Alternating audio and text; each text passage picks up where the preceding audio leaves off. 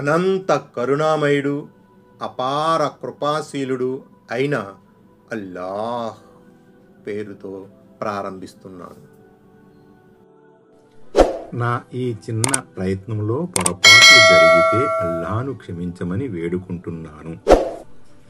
ఈ వీడియోను పూర్తిగా చివరి వరకు చూడండి. ఆయత్ నంబర్ 84.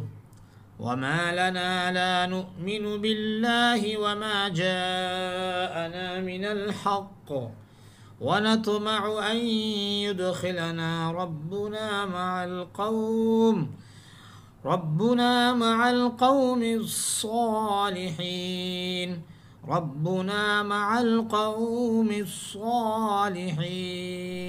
ఆయత్ నంబర్ 84. మేము అల్లాహ్ను మా వద్దకు వచ్చిన సత్యాన్ని విశ్వసించకుండా ఉండడానికి ఇక మా వద్ద మిగిలిన సాకు ఏముంది? మా ప్రభువు మమ్మల్ని సజ్జనుల సహచర్యంలో చేరుస్తాడన్న ఆశ మాకుంది. 141. అబిషేనియా ఇథియోపియా దేశంలో నివసించే క్రైస్తవుల నేపథ్యంలో ఈ ఆయతులు అవతరించాయి. అబిషేనియాలో అస్హమా నజాషి అనే చక్రవర్తి ఉండేవాడు. అది క్రైస్తవ రాజ్యం. కొన్ని ఉల్లేఖనాల ప్రకారం దైవ ప్రవక్త సల్లల్లాహు అలైహి వసల్లం ఆ రోజుల్లో హజరత్ అమర్ బిన్ ఉమయ్యా జమ్రీ రజియల్లాహు తఆలా అన్హు ద్వారా నజాషి చక్రవర్తికి ఒక లేఖ పంపించారు. ఆయన ఆ లేఖను నజాషికి చదివి వినిపించారు.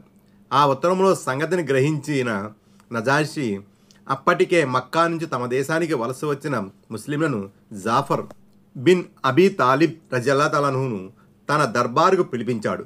క్రైస్తవ మతాచార్యులను పండితులను కూడా సమావేశపరిచాడు.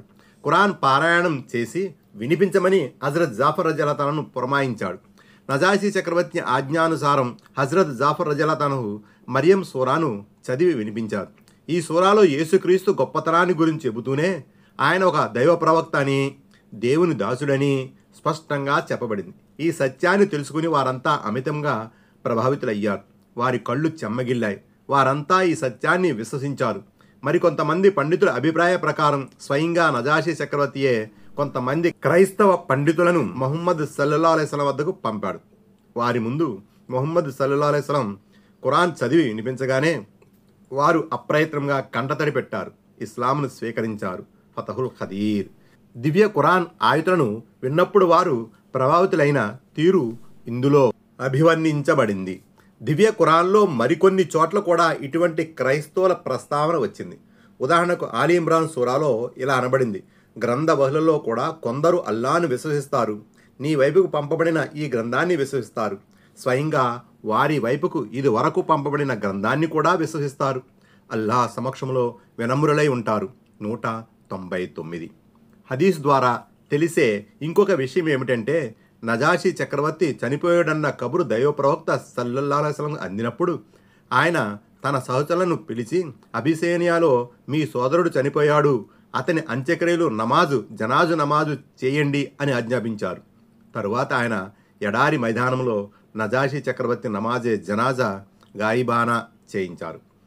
సహీ బుఖారీ కితాబుల్ జనాయిజ్, సహీ ముస్లిం కితాబుల్ జనాయిజ్. ముహమ్మద్ సల్లల్లాహు అలైహి వసల్లం దైవదౌత్యంపై విశ్వాస ప్రకటన చేసిన గ్రంథవహులకు రెట్టింపు పుణ్యఫలం లభిస్తుందని వేరొక హదీసు ద్వారా తెలుస్తుంది. బుఖారీ కితాబుల్ ఇల్మ్, కితాబుల్ నికాహ్. ఆయత్ నంబర్ 85. فأثابهم الله بما قالوا جنات تجري من تحتها الأنهار خالدين فيها وذلك جزاء المحسنين. ఆయత్ నంబర్ 85. వారు ఈ విధంగా పలికినందుకు గాను అల్లాహ్ వారికి క్రింద కాలువలు ప్రవహించే స్వర్గ వనాలను ప్రసాదిస్తాడు. వారందులో కలకాలం ఉంటారు. సజ్జనులకు ఇలాంటి ప్రతిఫలమే లభిస్తుంది.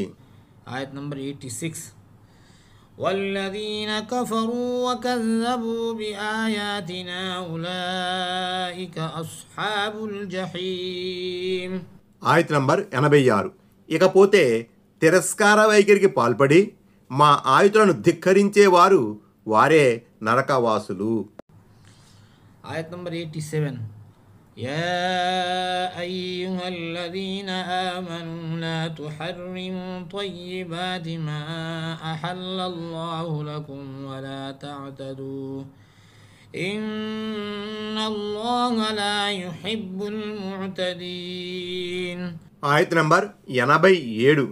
విశ్వసించిన ఓ ప్రజలారా, అల్లాహ్ మీకోసం ధర్మసమ్మతం హలాల్ చేసిన పవిత్రమైన వస్తువులను మీ అంతటా మీరుగా నిషేధించుకోకండి, మితిమీరిపోకండి. నిశ్చయముగా అల్లా మితిమీరిపోయే వారిని ఇష్టపడడు.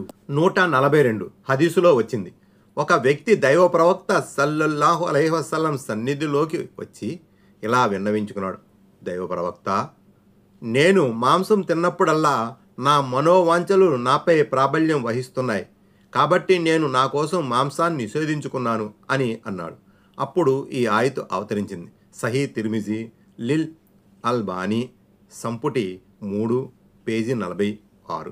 మరికొంతమంది సహాబీలు వైరాగ్యానికి, దైవభక్తికి ఎక్కువ ప్రాధాన్యత ఇవ్వడానికి కొన్ని హలాల్ విషయాలకు దూరంగా ఉండసాగారు. ఉదాహరణకు పెళ్లి చేసుకోవడము, రాత్రిపూట నిద్రించడము, పగటిపూట అన్నం తినడం వంటివి మానుకున్నారు. ఈ విషయం దైవ ప్రవక్త సల్లల్లాహు అలైహి వసల్లం తెలియగా అలా చేయవద్దని ఆయన వారించారు. హజరత్ ఉస్మాన్ బిన్ మౌఊన్ రజియల్లాహు తఆలా అన్హు అనే సహబీ తన భార్యకు దూరంగా ఉండసాగారు. ఆయన భార్య చేసిన ఫిర్యాదును పురస్కరించుకుని దైవ ప్రవక్త సల్లల్లాహు అలైహి వసల్లం ఆయన్ని కూడా మందలించారు. హదీస్ గ్రంథాల ఆధారంగా మొత్తానికి ఆయతు ద్వారా, హదీసుల ద్వారాను బోధపడేది ఏమిటంటే, దేవుడు ధర్మసమ్మతంగా ఖరారు చేసిన ఏ వస్తువునైనా మనుషులు తమంతటా తాముగా నిషేధించుకోవడం లేక వాటికి దూరంగా ఉండడం భావ్యం కాదు. ఈ ధర్మాధర్మాలు అన్న పానీయాలకు సంబంధించినవైనా, వస్త్రధారణకు సంబంధించినవైనా, లైంగిక వాంఛలకు సంబంధించినవైనా వాటిని అవలంబించడంలోనే అందం ఉంది. మానవ సభ్యత, సంస్కృతులకు, మనుగడకు ఇవి ప్రాణం వంటివి. లైక్ చేయండి, షేర్ చేయండి, సబ్స్క్రైబ్ చేయండి, బెల్ ఐకాన్ నొక్కండి, హాల్ టచ్ చేయండి, నోటిఫికేషన్ వస్తాయి.